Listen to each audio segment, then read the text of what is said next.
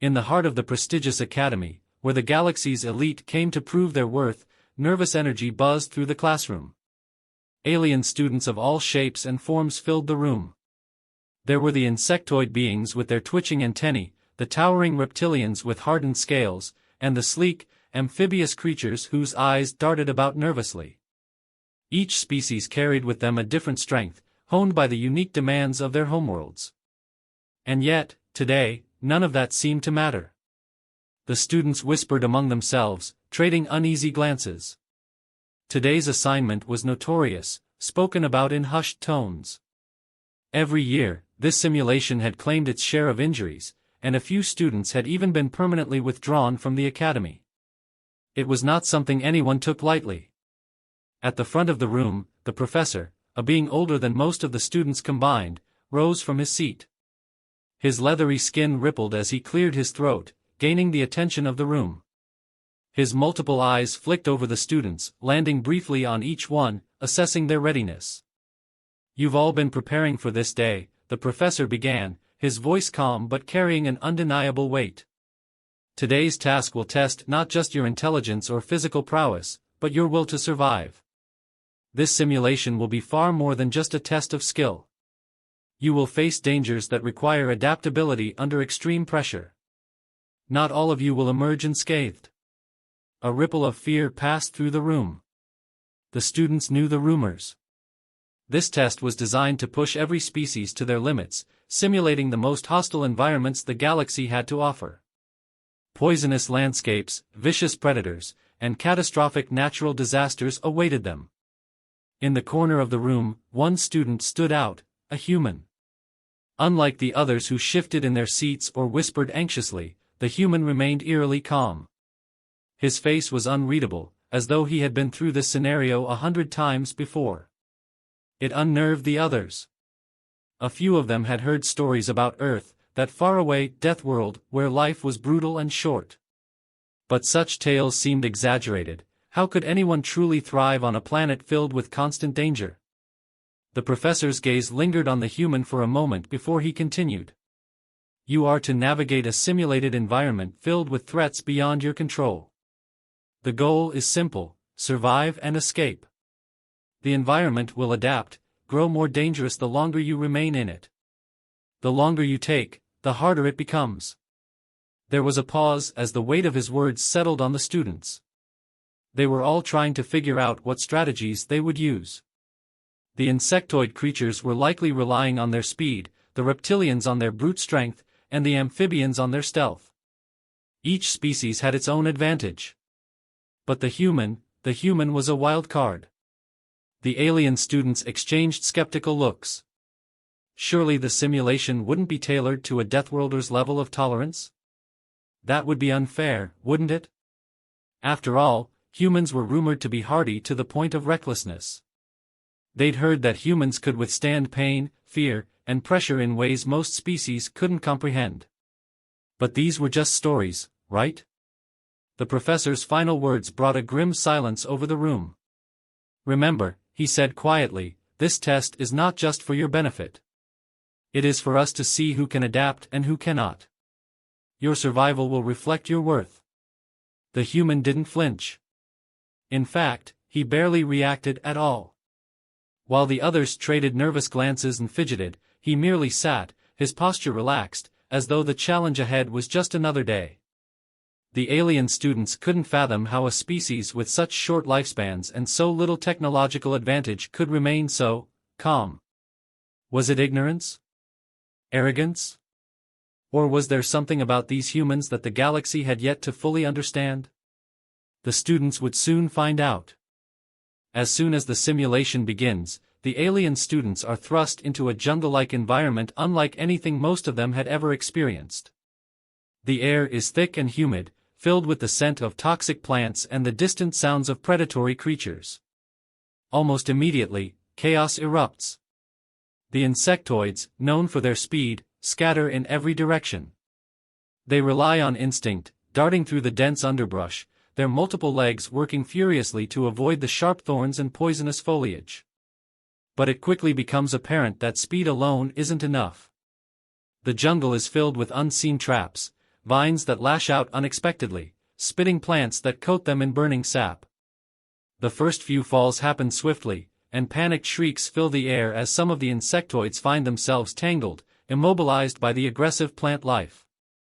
The reptilians, confident in their brute strength, plow through the environment, tearing through vines and smashing obstacles. Yet, their heavy steps trigger unstable ground beneath them, and soon, several are caught in sudden landslides, massive rocks tumbling down the hillsides they try to climb. Their strength means little when they're stuck, clawing at the debris, trying to free themselves while the simulation's dangers grow more relentless around them. The amphibious students attempt to use their stealth, blending in with the shadows, hoping to go unnoticed by the jungle's inhabitants. At first, this works. But the predators in the simulation are programmed to hunt even the most silent prey. Massive, carnivorous creatures with razor-sharp fangs begin stalking them, their movement too swift for the amphibians to evade once they're spotted. Several are forced to break their stealth, fleeing in desperation. The predators give chase, and fear spreads rapidly. Everywhere, alien students are panicking. What should have been a carefully calculated approach to survival turns into frantic scrambling. The unpredictability of the environment overwhelms them. Some cry out in pain as they stumble into toxic patches of vegetation. Others narrowly escape being swallowed by quicksand-like bogs that suddenly appear beneath their feet. In the midst of the chaos, the human remains calm. He moves with purpose, scanning his surroundings, reading the environment. There's no rush, no panic. While the aliens bolt blindly, the human studies the terrain, identifying the dangers before they become immediate threats. When a vine snaps toward him, he's already ducking, sidestepping it easily. A predator prowls nearby, but instead of fleeing, he crouches low, using the natural cover of the foliage to stay out of sight until the creature passes. Where others falter, he adapts. A massive pit filled with spikes opens up ahead, a trap that would ensnare most, but the human pauses, finding a way around it without hesitation. Every movement is deliberate, each step carefully chosen. His experience on Earth, his Deathworld, has taught him to read hostile environments and treat them as puzzles to be solved rather than insurmountable obstacles. At one point, a group of alien students try to band together, thinking that strength in numbers will help. They attempt to pool their specialized skills, one offering camouflage, another brute force, and another speed. But it quickly becomes apparent that they can't synchronize. Each species has its own method of thinking, its own set of instincts, and instead of complementing each other, they clash. Arguments break out as they fail to agree on a strategy. The predators and environmental hazards don't wait for them to figure it out. One by one, their group is torn apart, either falling to the environment or scattering in blind panic. Back in the academy, cameras broadcast the simulation in real time.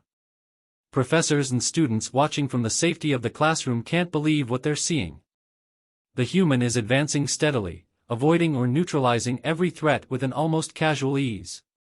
Meanwhile, the alien students, once thought to be some of the brightest and most capable in the galaxy, are struggling to survive even the first wave of dangers. As the simulation progresses, the contrast becomes undeniable. The human doesn't possess the brute strength of the reptilians, the speed of the insectoids, or the stealth of the amphibians, but he moves through the jungle with a quiet confidence that none of the other students can match. It's clear that he's not just surviving, he's mastering the environment. Panic continues to ripple through the alien students, each new threat only heightening their fear. But the human? He's calm, focused, and most importantly, unbothered by the chaos around him. As the human continued through the simulation, the environment seemed to shift around him, growing more hostile with every step. The jungle floor gave way to treacherous terrain, crumbling underfoot and sending debris tumbling down steep cliffs. Yet, for the human, these obstacles were no cause for panic. A massive predator, one of the simulation's deadliest, prowled close by, its growl reverberating through the dense foliage. Any other student would have run. Most had already encountered such creatures and barely escaped with their lives. But the human didn't flinch. He assessed the situation with cool detachment, watching the beast's movements with trained precision. Instead of engaging, he slowly retreated into a thicket, blending into the surroundings and not through technology or special abilities, but through sheer experience in stealth. Once the creature passed, oblivious to his presence, he quietly resumed his path. A few minutes later, a deep rumble shook the ground. Ahead, a landslide had been triggered by some unseen force, sending rocks and mud cascading down the mountainside. The human didn't attempt to outrun it, he knew better. Instead, he spotted a narrow crevice in a nearby rock formation. Without hesitation, he squeezed himself into the tight space, shielding himself from the onslaught. As the dust cleared and the landscape shifted, he emerged, unharmed and unaffected, brushing dirt from his clothes. Back in the jungle, the alien students weren't faring nearly as well. One reptilian had tried to replicate the human stealth move with the predator but failed miserably, stepping on a dry branch that immediately gave away his position. The creature pounced, and the reptilian barely escaped with his life, his screams echoing through the trees. Another insectoid had been caught in the landslide, his fragile legs pinned beneath the debris as he struggled to free himself. Panic and desperation were the common themes, as each alien fought against the environment in ways that only deepened their peril. The human pressed forward, encountering a wide, poisonous swamp. Its surface bubbled with toxic gases, and the stench was nearly unbearable. Most students who had come across it were either stuck on its edge, unable to figure out a way across, or had foolishly tried to traverse it, only to sink into its deadly depths. But the human paused, his mind already working through the problem. He didn't have any advanced tech, no special suit or equipment. What he did have, however, was ingenuity. He scouted the surrounding area, quickly gathering sturdy branches and large leaves. Within minutes, he had fashioned a makeshift raft, primitive, but effective. Pushing it onto the swamp, he tested its buoyancy before stepping onto it. Using a long branch as a pole, he guided himself across the swamp, ignoring the rising bubbles of toxic gas below. It wasn't pretty, but it worked. Once on the other side, he dismantled the raft and continued onward as though it had been just another routine obstacle. The simulation fed real-time footage to the observers in the academy. The professor watched with a mixture of astonishment and confusion. The alien students observing were glued to the screens, some in disbelief, others horrified. How could a human, a species they viewed as reckless, unpredictable, and primitive in many ways, handle such dangers with such ease? It defied their understanding of survival. The human wasn't just avoiding the threats, he was mastering the environment in a way that none of the alien students could. One amphibious student, watching from within the simulation, tried to follow the human's example. After seeing him construct the raft, the amphibian hastily gathered materials, thinking he could replicate the feat, but in his rush, he neglected key details. The materials weren't strong enough, and as he pushed his makeshift raft onto the swamp, it began to sink almost immediately. He panicked, scrambling to get back to solid ground, barely avoiding being swallowed by the toxic sludge. The human, now well beyond the swamp, moved forward methodically. He encountered more threats, an ambush by predatory plants, sudden shifts in the terrain, deadly weather conditions, but each time, he adapted. He fashioned tools from whatever was around him, turned obstacles into advantages, and pushed on without wasting a single movement. Where others would have faltered, he thrived. Observing from outside, a few students began murmuring among themselves, disbelief written across their faces. Some were horrified by the sheer brutality of the environment, but more so by how unaffected the human appeared. They had been warned about the Deathworlders, of course, but they hadn't truly believed the stories. Now, watching him, they couldn't help but wonder what kind of planet could produce such resilience and resourcefulness. Flashes of Earth, harsh deserts, dense forests, unpredictable weather, and dangerous creatures, flickered briefly in the background of the human's mind. This was nothing new for him. From a young age, humans had been conditioned to deal with danger, to face environments that were just as hostile, if not more so. What was chaos for the alien students was simply a challenge for him, one he had been trained to conquer his whole life. And as he continued, the contrast between the human's calm, deliberate actions and the alien's frantic, fear-driven responses became starker with each passing minute.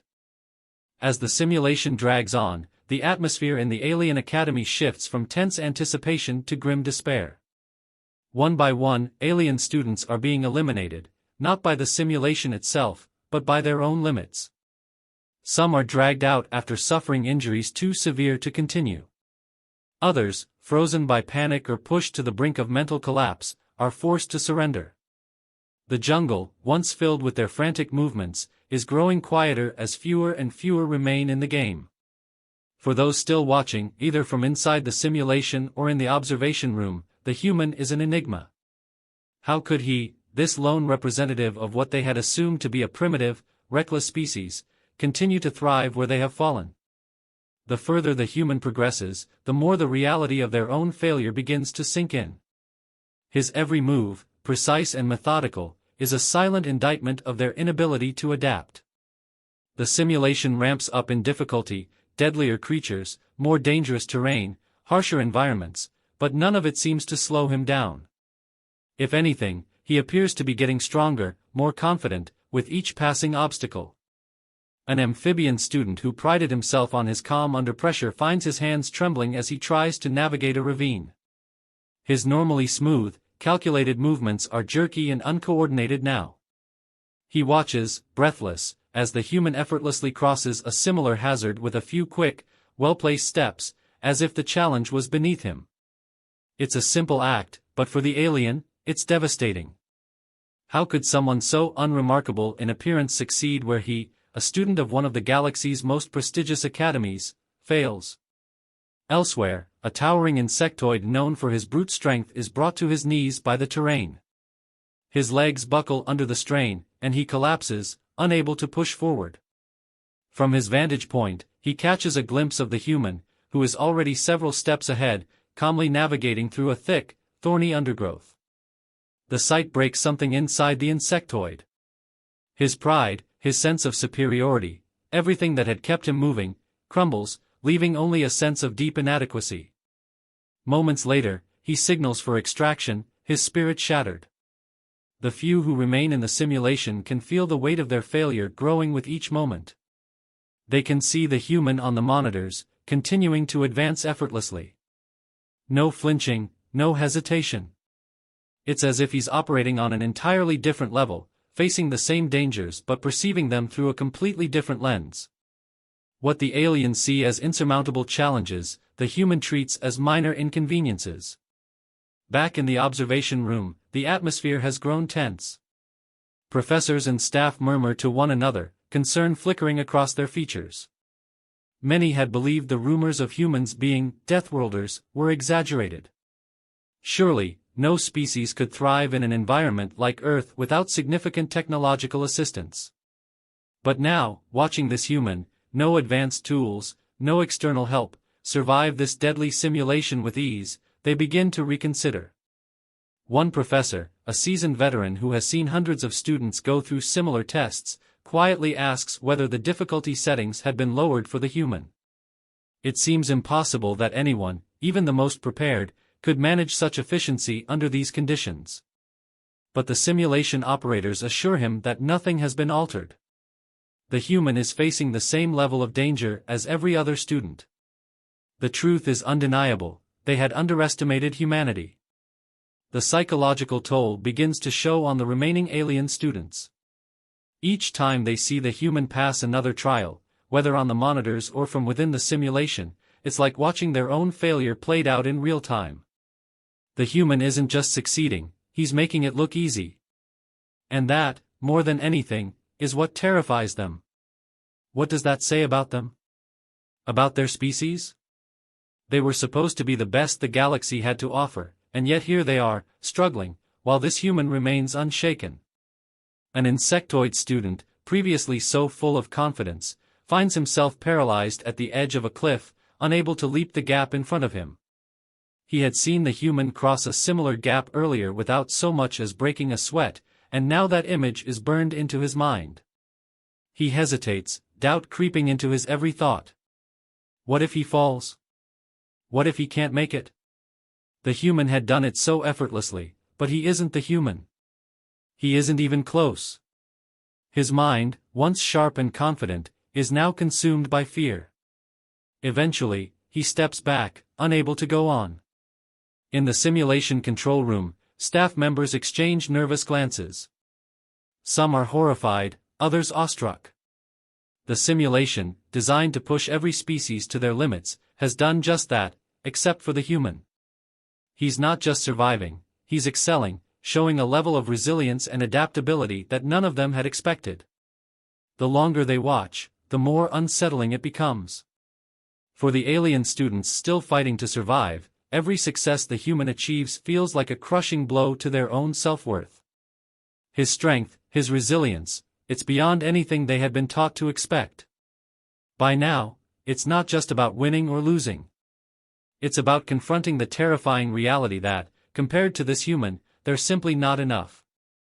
As the simulation finally draws to a close, the human steps out of the virtual environment, appearing calm and composed. His clothes are slightly torn, a few scrapes on his skin, but there's no sign of the exhaustion or terror that had consumed the alien students. He surveys the room briefly, as if assessing their reactions, but to him, it's just another task completed. The alien students who had managed to make it through, though barely, are a stark contrast. Some sit slumped in their chairs, physically drained and mentally shattered. Their eyes are wide with disbelief, watching the human as though they're seeing something impossible. The others, those who had been forced to quit the simulation, stand in stunned silence, a mix of awe and fear etched on their faces. The gap between them and the human is now painfully clear. For a moment, no one speaks. There's a tension in the air, thick with confusion, admiration, and something darker, an unspoken fear that cuts through the room.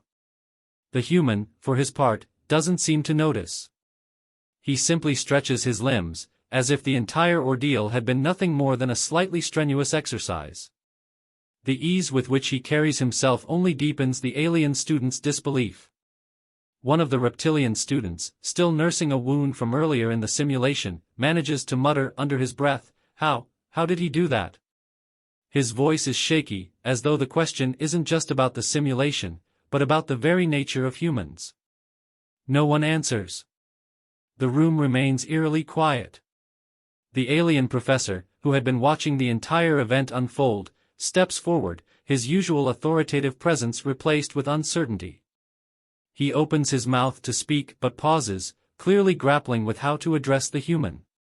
His eyes dart from the human to the defeated alien students, struggling to reconcile what he's just witnessed. Finally, he clears his throat.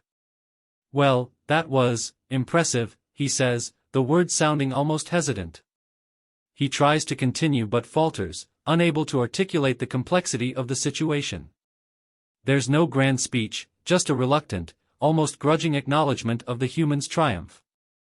The human offers a brief nod in response, seemingly indifferent to the praise. To him, this had been another exercise in problem-solving, no different from any other challenge he'd faced growing up on Earth. He doesn't bask in the admiration, nor does he address the looks of fear and confusion. It's just another day. As he walks toward the exit, the alien students begin to whisper among themselves.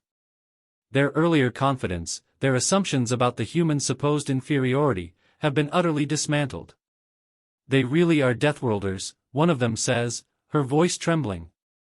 Another murmurs, "I never thought they could be like this." There's no more dismissive laughter or condescending remarks. The human has left an indelible mark on them, shattering the biases they held so tightly.